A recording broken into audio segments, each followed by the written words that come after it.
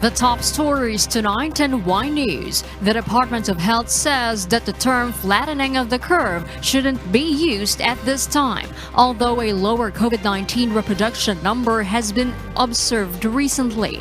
Also, this is not the only basis of the interagency task force in deciding which community quarantine restriction to recommend to the president.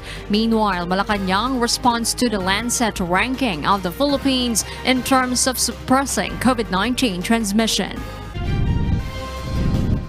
Interior Secretary Eduardo Año has directed the PNP Criminal Investigation and Detection Group to investigate a group of doctors who are pushing for the Flatten the Fear PH campaign.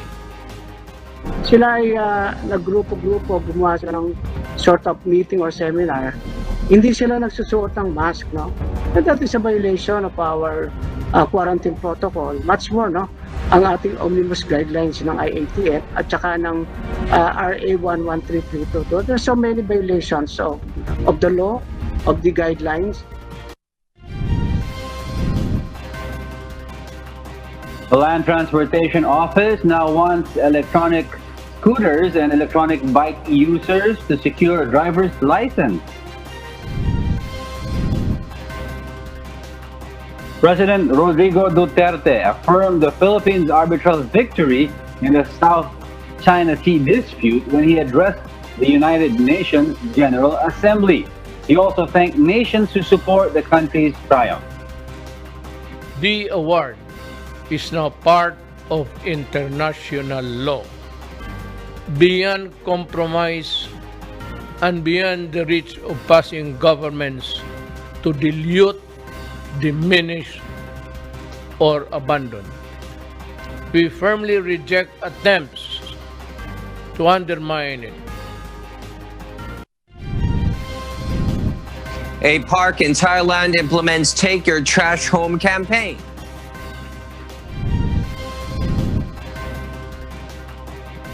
Facebook suddenly backs out from facing Australia's Select Committee on Foreign Interference through social media. Good evening, Philippines and the world. Today is Wednesday, September 23, 2020. I am Jorlin Delgado.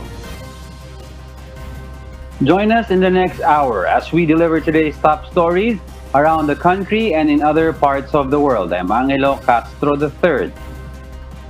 We are also seen in 1,935 satellite monitoring centers nationwide and via live streaming worldwide through the UNTV News and Rescue social media accounts and our website, untvweb.com. I am William Theo.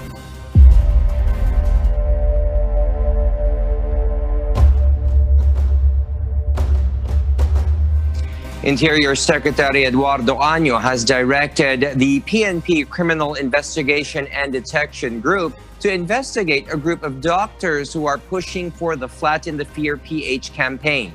Joe Anano tells us why. Last week, the group concerned doctors and citizens of the Philippines called a meeting in which participants were not wearing face masks. They are urging President Rodrigo Duterte to lift all existing lockdowns in the country, which for them have paralyzed the movement of people even going to their work. They are also questioning the prohibition on minors from going outdoors. Sila ay naggrupo-grupo, gumawa sila ng sort of meeting or seminar. Hindi sila nagsusuot ng mask, no? And that is a violation of our quarantine protocol. Much more, no? Ang ating omnibus guidelines ng IATF at saka ng RA 11332. There's so many violations of the law, of the guidelines. The group is also campaigning for the use of hydroxychloroquine as prophylaxis, which they argue is a COVID-19 treatment. However, the DILG contradicts their position and reiterates that even the World Health Organization and the Department of Health are not recommending hydroxychloroquine. The DILG chief warns of possible criminal charges should they be proven violating the health and safety protocols. I have already directed the CIDG to investigate for possible criminal violations or criminal cases that can be filed against these people. You know, nagpiprescribe ka ng gamot na hindi naman authorized ng WHO at saka ng DOH. Kasi mahirap yan, no? Baka ang tao ay lalong magkasakit o magkaroon ng anumang mga side effects. Remember na yung hydroxychloroquine ay gamot sa malaria at saka sa lupus. So hindi mo pa pwedeng gawing prophylaxis yan. No? The DILG urges the public to be more vigilant against people who are spreading false information on COVID-19 that might compromise the health and safety of our people. The UNTV news team is still trying to get the side and waiting for the official statement of the concerned doctors and citizens of the Philippines regarding the matter. Joanano, UNTV News and Rescue. We serve the people, we give glory to God. The House of Representatives has approved on its third and final reading the establishment of a Department of Disaster Resilience. But some Solons are not in favor of the bill's approval. Vincent Arboleda will tell us why. House Bill 5989 or the Disaster Resilience Act is considered as a priority bill under the Duterte administration since the country experiences different disasters year-round. With 241 affirmative votes on its third and final reading at the plenary hall, House Bill 5989 was finally passed by the lower house. In a joint statement, Tingog Party List Representative Yeda Marie Romualdez and Majority Floor Leader Martin Romualdez are asking the Senate to expedite the passage of the bill. Under the Disaster Resilience Act, a Department of Disaster Resilience or DDR will lead, organize, and manage the process to reduce the risks brought by disasters as well as the preparations needed. Under the bill, the DDR may implement emergency measures like carrying out preemptive and forced evacuation, imposing curfew, and temporarily taking over of any private utility or business subject to just compensation if there is danger or possible loss of lives and damage to property. A National Disaster Operations Center or NDOC will also be established, as well as the Alternative Command Center or ACC and the Disaster Resilience Research Institute or DRRTI. The offices of local DRRMs on provinces, cities, and municipalities will remain. The DDR also has the power to recommend to the President to declare a state of calamity in the country or its part affected by the disaster. This will also give the President the power to impose administrative sanctions against local chief executives and barangay officials who are negligent of their obligations under the Disaster Resilience Act. But some lawmakers are against the bill. Hindi ito niresolba ang palpak at mabagal na pagresponde ng gobyerno sa mga biktima ng kalamidad. Dagdag na gastos ito sa burokrasya na ang totoong layunin ay imilitarisa ang disaster risk reduction at higit na isentralisa ang relief at humanitarian work sa kamay ng gobyerno. Ang kabataan ay naninindigan na ang kailangan natin na bigyan na prioridad ay ang pagpapalakas ng ating community-based disaster risk reduction management, hindi ang buwagin pa ang mga konseho sa grassroots level kung saan binibigyan natin ng mas mataas na kakayahan, na kapasidad at kapasyahan ang ating mamamayan upang maging handa at maging matatag sa panahon ng kalamidad. Bayan Muna Representative Carlos Zarate believes that a decentralized disaster response is more suitable in the Philippines. Sa paggawa ng isang departamentong sasakop sa disaster response, lalong tatagal at babagal ang pagtugon ng pamahalaan sa mga disaster dahil ito ang karakter ng mga ahensyang highly centralized. Vincent Arboleda, UNTV, News and Rescue. We serve the people. We give glory to God. The Labor Department says that the employment status in the country is gradually recovering amid the COVID-19 pandemic.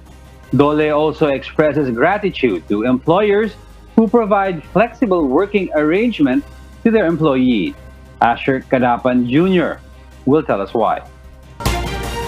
The Department of Labor and Employment recorded over 7 million unemployed Filipinos after the government implemented the community quarantine restrictions due to the COVID-19 pandemic. But now, the employment status in the country is improving, says Dole, as more than 3 million individuals have been rehired. Although 4 million Filipinos remain unemployed, Labor Secretary Silvestre Bello III expects more workers to land a job as the easing of community quarantine restrictions continues. Dito sa 4 million, mga 1.9 million ang nawalan ng trabaho pero temporarily. Ibig sabihin, naghina ng operasyon yung mga business establishment, kaya nilay off muna sila for the moment. Secretary Bello further explains that only about 200,000 have totally lost their jobs, as more than 1 million employees are under flexible working arrangements, meaning they continue to receive their salaries and are able to make ends meet. Sa halip na i-lay off yung worker, ang ginawa ng mga employers, thanks to the employers, binawasan lang ang kanilang working hours. Instead of, let's say, 5 days a week, ginawa na lang 2 or 3 days a week. So, hindi naman sila totally na nawalan ng trabaho. DOLE also continues to provide aid to workers affected by the crisis brought about by the pandemic through the fund allocated under the Bayanihan 2 law. The Labor Department provides emergency employment to informal workers at a minimum wage for 10 to 15 days of work. Formal workers, on the other hand, get a 5,000 cash assistance, while overseas Filipino workers are given $200 or 10,000 pesos each. Asher Kadapan Jr., UNTV News and Rescue. We serve the people, we give glory to God. Meanwhile, the Department of Health says that the term flattening of the curve shouldn't be used at this time, although a lower COVID-19 reproduction number has been observed recently. Also, this is not the only basis of the interagency task force in deciding which community quarantine restriction to recommend to the President. Our health correspondent, Aiko Miguel, will join us tonight to tell us why live. Yes, Aiko? Yes, Arlene, based on the Department of Health report, the reproduction number of COVID-19 in the country is at 0.848 as of September 6. That's a decrease from the reproduction number in July, which was 0.917. That also means there is now a low transmission rate of virus from a COVID-19 carrier. But according to the DOH, this is not just the interagency task force basis to decide on what community quarantine restrictions should be implemented in parts of the country. Here is Undersecretary Maria Rosario Vergere, the spokesperson of the Department of Health. We are also including additional indicators for us to measure itong ating response. So we are adding the growth rate and the attack rate. At ating pinag-aaralan po ngayon lahat po itong mga numerong ito. Binibigay din doon sa IATF yung social, yung security at saka yung economic implications bago makarating ang buong desisyon ng IATF with regards to the easing of restrictions. Health Undersecretary Maria Rosario Vergere also said that even if the case doubling time of the disease or virus or the COVID-19 is now at more than 10 days and the mortality doubling time is 10 days, the term flattening of the curve shouldn't be used because this might imply a different meaning to the public if not explained well. Here is Undersecretary Maria Rosario Vergere. Huwag na natin pag-usapan muna yung flattening of the curve and let's not use this term, this phrase. Alam natin kung ano ang objective ng flattening of the curve. This is to prolong or to lengthen the period of time ng pagtaas o pagdami ng kaso para nakakaagapay ang ating health system.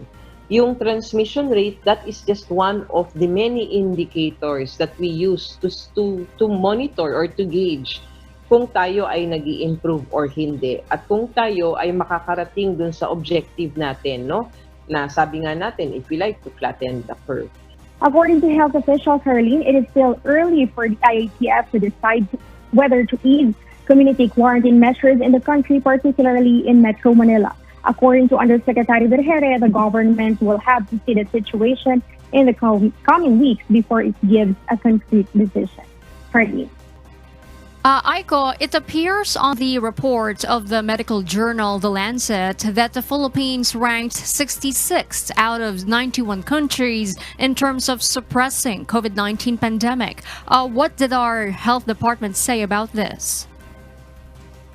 Yes, Arlene, based on a study published on September 14 on international medical journal The Lancet, the Philippines ranked 66 out of 91 countries in terms of suppressing the spread of COVID-19. The ranking was based on the number of new coronavirus cases per million population per day. The Lancet COVID-19 Commission classified the Philippines as having moderate transmission, with 37.5 new infections and 0.5 new deaths per million per day, and 8.2 conducted tests per case daily in August, and had a reproduction rate of 1.2 per day. Arlene, according to the medical journal, the Philippines did not suppress COVID-19, particularly blaming the political leadership style or what it calls medical populism. It says that medical populism is simplifying pandemic by downplaying its impact or touting easy solutions or treatments, spectacularizing the responses to crisis, forging divisions between the people and dangerous others, and making medical knowledge claims to support the above. The study cited three presidents which it says are doing medical populism, namely U.S. President Donald Trump, Philippine President Rodrigo Duterte, and Brazilian President Jair Bolsonaro. The Lancet calls on governments to prioritize advice from the professional public health community in suppressing the COVID-19 pandemic. Arlene, the DOH has taken note of the comments, but says this will not hinder the government from playing its role to combat the health crisis. Here is Undersecretary Maria Rosario Vergere. We always receive naman itong mga ganitong mga komento, no? There are rankings and then there are this specific comments. But ang sa amin, magtatrabaho lang kami ng tuloy-tuloy. Kami po ay sama-samang nagtatrabaho. Meanwhile, Harleen, Malacanang has issued a statement saying that the Philippines has met the challenges of COVID-19 head-on, with science and hard data guiding the chief executive's decision and action. Contrary to the medical populism, political leadership style issue raised by the Lancet, the palace adds that the Duterte administration has taken concrete interventions to reduce the spread of the virus. The statement also says that the national government's response is a whole of government and whole of society effort, where every sector from public health to economic has been consulted to ensure that the adverse impact of the COVID-19 pandemic is addressed through the National Action Plan. Arlene. All right, thank you, Aiko Miguel, reporting live. Meanwhile, the country's Department of Health says that 2,833 new COVID-19 cases were reported today, raising the total number of confirmed cases of coronavirus infection in the Philippines to 294,591. The most additional cases were recorded in the National Capital Region with over 1,000. Cavite and Negros Occidental provinces both log over 200 new cases of COVID-19, while Batangas and Bataan reports more than 100 fresh cases each.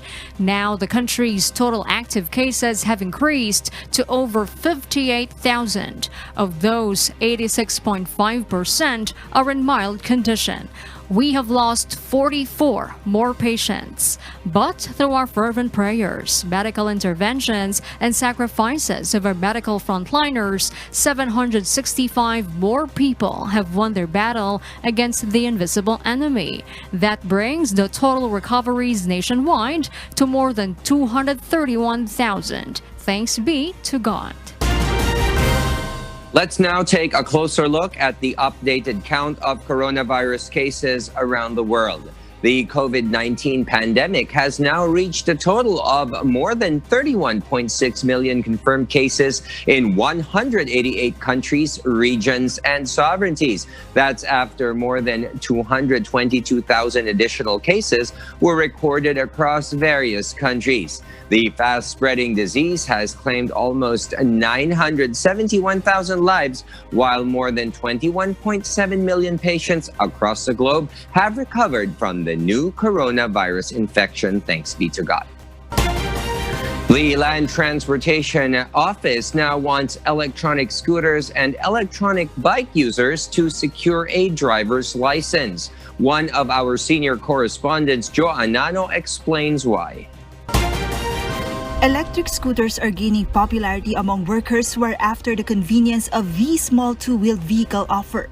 Yung convenience ng e-scooter, unang-una, never na ako nag-commute ulit. Like, as in never, since October 2019, hindi na ako nag-commute. Tapos, pag pumupunta ako sa work, pag may hinahandle ako na patient, nag-i-scooter na lang ako.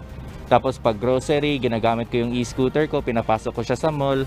This has prompted the Land Transportation Office or LTO to formulate guidelines to regulate the use of e-scooters in the country. According to the LTO, they just updated a version of Republic Act 4136 known as the Land Transportation and Traffic Code. Under the pending guidelines, LTO will require drivers to register their e-scooters and e-bikes and secure a driver's license to ensure their knowledge about road safety. The office will also provide a list of areas where it can be used. Being lightweight in nature, e-scooters can pose dangers to users if not properly driven on the right roads. The LTO awaits the approval or changes on the guidelines from the Department of Transportation. Una, whether kailangan may lisensya o kailangan rehistrado. Pangalawa, kung saan pwedeng gamitin, anong klaseng lansangan pwede itong gamitin. At pangatlo, ano yung protective gear na kailangan suot nila para naman kung hindi man ma-prevent, mabawasan yung injuries. However, the group Electric Kick Scooter questions the timing of the new guidelines, noting that many employees opt to use e-scooters due to fear of using public transport because of the threats of COVID-19. I can't really take it against LTO, mandato ng Constitution, but my thing is it's really bad timing, no? During this pandemic season na frontliners, mga negosyante na ito ang ginagamit na mode of transportation. But the LTO says they are after the user's safety. Hindi dito iniisip yung ill time or whatever. Ang iniisip dito yung safety. Kung ang kino-consider siguro safety, wala ritong tamang timing . When the final guidelines will be issued is still uncertain, but LTO Chief Galvantes says they will give the details to the public once they get the DOTR's approval. Joan Naro, UNTV News and Rescue. We serve the people, we give glory to God. President Rodrigo Duterte affirmed the Philippines' arbitral victory in the South China Sea dispute when he addressed the United Nations General Assembly. He also thanked nations who support the country's triumph. Rosalie Cos details why. For the first time since assuming office in 2016, President Rodrigo Duterte delivered his address before the United Nations General Assembly through a pre-recorded message. The chief executive used the opportunity to tell all nations around the world about the country's victory over China through the arbitral ruling in the South China Sea. According to the president, this can never be diminished or abandoned. The award is now part of international law, beyond compromise and beyond the reach of passing governments to dilute, diminish, or abandon. We firmly reject attempts to undermine it. The Philippine president also thanked the nations that support the Philippines' arbitral victory. The chief executive also called for peace amid tensions across the globe as nations confront the coronavirus pandemic. Given the size and military might of the contenders, we can only imagine and be aghast at the terrible toll on human life and property that shall be inflicted if the world war deteriorates into a real war of nuclear weapons and missiles. I therefore call on the stakeholders in the South China Sea, the Korean Peninsula, the Middle East, and Africa. If we cannot be friends as yet, then in God's name, let us not hate each other too much. President Duterte was the 12th leader to speak for the first block of the UN General Assembly high-level general debate in which 14 world leaders delivered their pre-recorded messages. Those included Brazilian President Jair Bolsonaro, US President Donald Trump, Chinese President Xi Jinping, Russian President Vladimir Putin, and French President Emmanuel Macron, among others. Rosalie Cos, UNTV News and Rescue. We serve the people, we give glory to God. President Rodrigo Duterte told the United Nations General Assembly that his administration is committed to protecting human rights from the scourge of illegal drugs, criminality, and terrorism.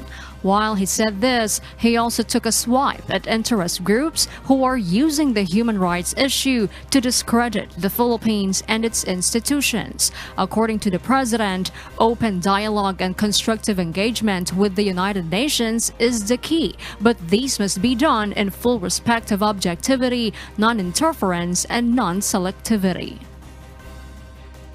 These detractors pass themselves off as human rights advocates, while preying on the most vulnerable humans, even using children as soldiers or human shields in encounters.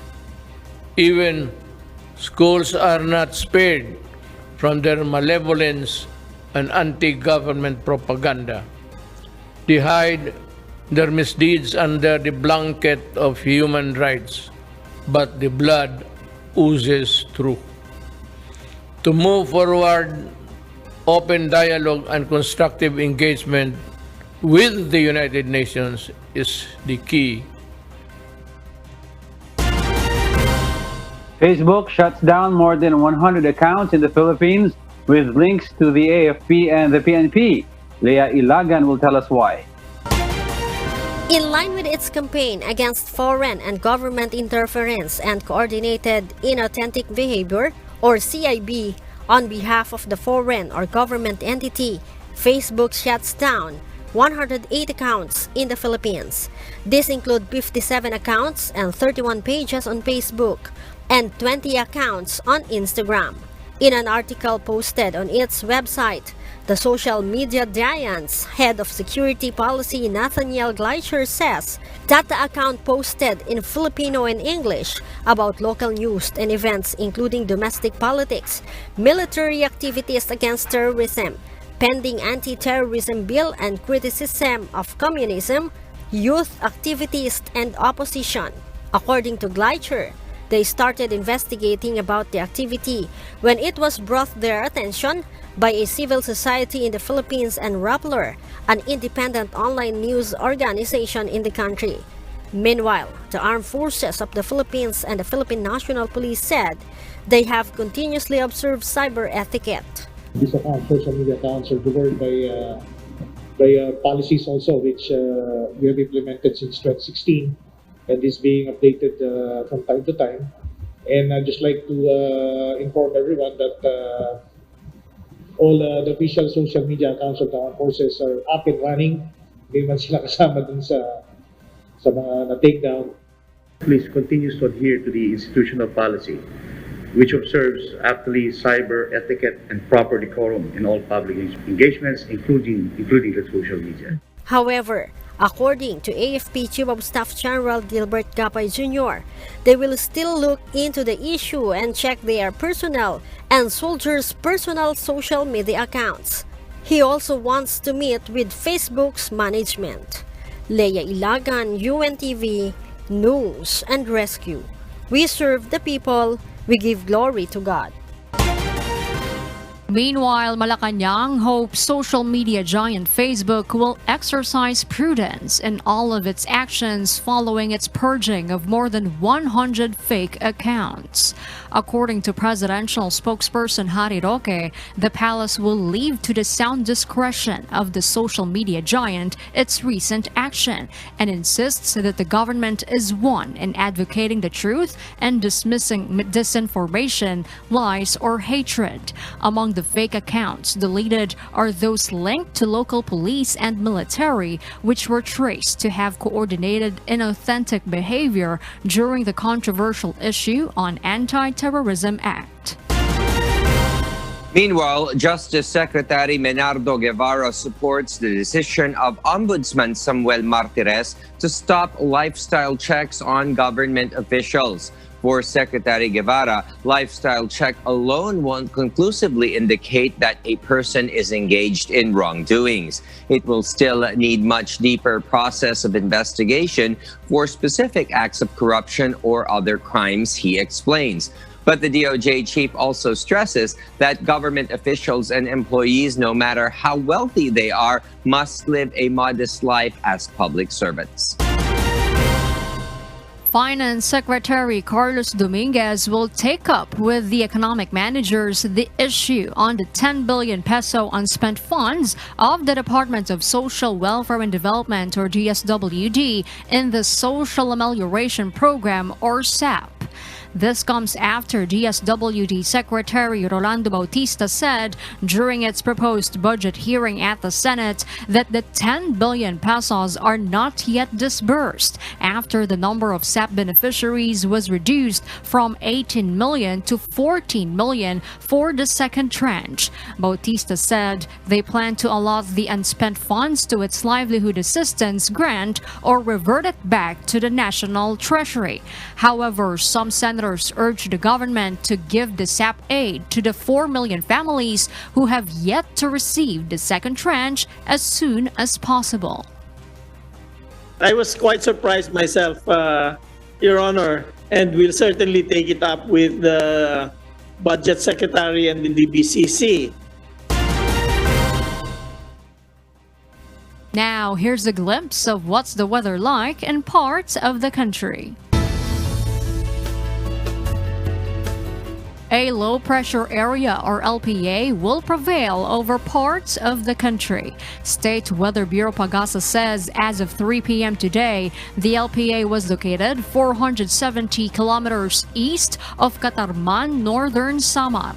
This will bring cloudy skies with scattered rain showers and thunderstorms over central Luzon, Bicol region, Isabela, Quirino, Quezon, and Samar provinces. Meanwhile, another LPA was also spotted at 575 kilometers east of Apari, Cagayan. Partly cloudy to cloudy skies with isolated rain showers will be felt over Metro Manila and the rest of the country due to localized thunderstorms. Possible flash floods or landslides may occur during severe thunderstorms. No tropical cyclone advisory is issued. For AFP Chief of Staff General Gilbert Gapay, coordination and cooperation are the best tools to end the country's problem on insurgency, while the PNP will be more visible in insurgency areas. Our police correspondent, Leah Ilagan, reports why. Both the Armed Forces of the Philippines and the Philippine National Police will beef up their fight against insurgency. Coordination with local government units as well as intensifying economic programs. These are the tools the Armed Forces of the Philippines and the Philippine National Police will use to put an end to the recruitment activities of local terrorist groups. Hindi lang naman PNP and the AFP ang dapat na nagko-confront dito sa problema nito. It involves everyone, no? All other government agencies, sectors of society, and the people, the citizenry as a whole. On the other hand, the Philippine National Police will utilize its unit that will focus on local terrorists. The focus unit for anti-insurgency for the Philippine National Police will be no other than the Directorate for Integrated Police Office. They will be going down, be very, very visible in all these insurgency areas, and be able to come up with what you call the area public safety battalions. They will have their own force. The PNP will also monitor universities and social media accounts that are being used by the New People's Army to recruit members. The AFP and PNP emphasize the important role of parents in preventing the youth from being radicalized. They appeal to parents and guardians to keep an eye on their children during their online classes this school year to prevent them from getting recruited by the NPA. Yung mga anak natin are really browsing itong mga accounts. May kapil din yung mga magulang natin dito. Parents, we are also requesting for their help to also monitor yung mga sites na binibisita ng kanilang mga anak. Because for all we know, nire-recruit na sila doon, nire-radicalize na sila doon. Leah Ilagan, UNTV, News and Rescue. We serve the people, we give glory to God. Some senators are urging telecommunication companies to fast-track its building of cell sites and towers to improve their services, especially now under the new normal where stable internet connection is vital. In today's Senate Committee on Public Services hearing, some lawmakers pointed out the lack of facilities in the country and further asked Globe Telecom about its cell towers in the country. Senate Minority Leader Franklin Drilon estimates that 50,000 cell towers are needed to reach the ideal number of 70,000 towers like in Vietnam.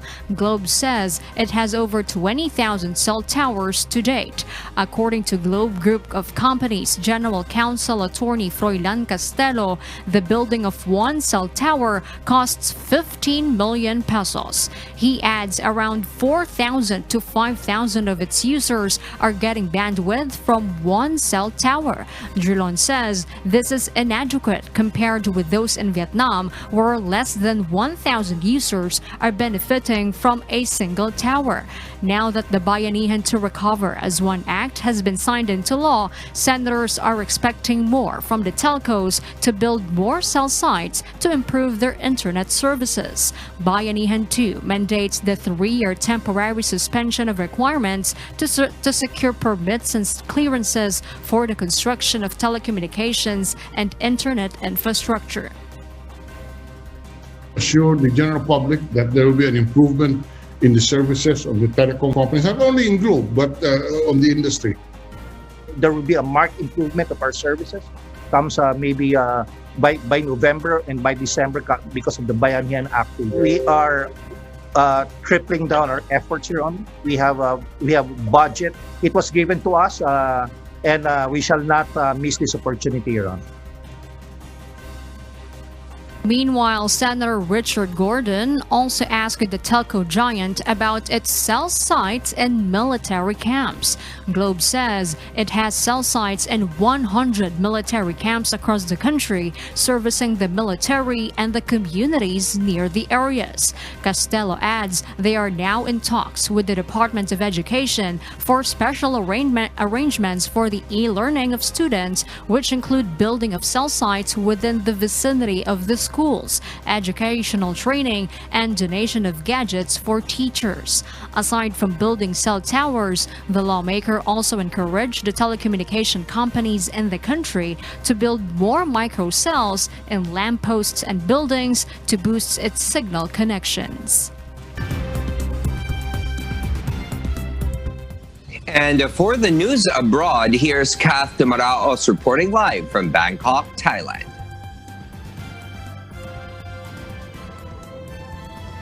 As the world faces various environmental issues, a park in Thailand thought of a solution to keep trash at bay. Officials at Khao Yai National Park in Nakhon Ratchasima, Thailand, urges tourists to bring their trash back home with them when they leave or else face the consequences. For tourists who bring their trash with them as they leave, certain incentives are given, like a souvenir or sweets, depending on the weight of the trash you bought. But if you don't, the next time you open your mail, you might find trash that you left in the park. A note along with the rubbish reads, "You forgot something at Khao Yai National Park." Offenders will also be registered with the police. Visitors to the park have to register their addresses, making them easy to track and if they leave their trash behind. Khao Yai National Park is about 180 kilometers away from Bangkok and is the third biggest national park in Thailand. It is home to certain animals such as elephant, Asian black bear, and various reptiles. Further easing of interstate border closure in Australia is expected this midnight, increasing travel freedom within the country, while Prime Minister Scott Morrison believes Australia should be the model country to follow. One of our correspondents from Australia, Early Briones, tells us why live. Early? At midnight tonight, South Australia will open its state border to New South Wales after Premier Gladys Berejiklian's state achieved zero community transmission in the last 14 days. Alongside New South Wales, South Australia Premier Stephen Marshall also announced that he will also open the borders to other states, such as Australian Capital Territory, Northern Territory, Western Australia, and Tasmania, with the exception of Victoria, where zero case of community transmission is yet to be achieved. Queensland has added 5 more travel bubbles to its neighboring state, New South Wales, while Northern Territory is offering interstate travelers 1,000 Australian dollars to visit the state. Tasmania continues to consider opening its border in October. Contrary to the easing of some travel restrictions, Western Australia remains adamant in opening its border to New South Wales and to Victoria until both states achieved a zero COVID-19 transmissions in community transmissions in 28 consecutive days. Meanwhile, COVID-19 situation in Victoria looks to be on the downtrend, with its daily 14-daily average declining. Victoria Premier Daniel Andrews thanked the Victorians for the vast effort done so far by the vast majority of its residents for achieving a 14-day average of 29.4, which is just slightly below the 30 to 50 threshold that is required in order to ease some of the state's restrictions on September 28. Victoria Premier Daniel Andrews confirmed this morning that a further ease of restrictions will go further than the original roadmap, for which details are to be shared on Sunday, September 27. Australia's domestic travel has been limited since the pandemic began, brought about by interstate borders closure in the country and its differing policy on border closure per state. Federal Health Minister Greg Hunt is hopeful that with greater freedoms, deliver a psychological boost on people, while Australia's Prime Minister Scott Morrison firmly believes that opening of interstate borders will benefit the country's overall economy and will facilitate a quicker comeback from recession. Australia reported 7% fall in the economy in June and has been devastating for the country. However, Prime Minister Scott Morrison argued that compared to the rest of the world, Australia should be the model country to follow. Kat? Thank you, Early, for that report live from Australia.